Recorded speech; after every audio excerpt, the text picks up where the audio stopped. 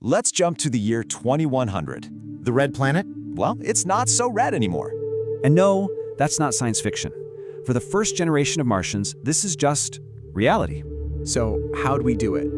How did we turn a barren wasteland into a thriving new home? It all started with the cities, these massive, pressurized cities that reach right into the sky. Inside, you've got biodomes over canyons and skyscrapers built from actual Martian soil called regolith concrete. But Mars still fights back. We're talking legendary, planet-sized dust storms, a huge challenge.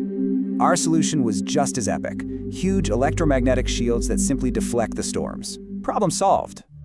The change is just incredible.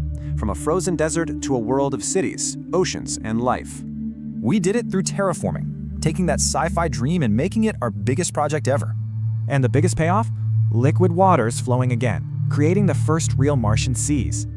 But, a new world needs a new economy. Mars isn't alone out there.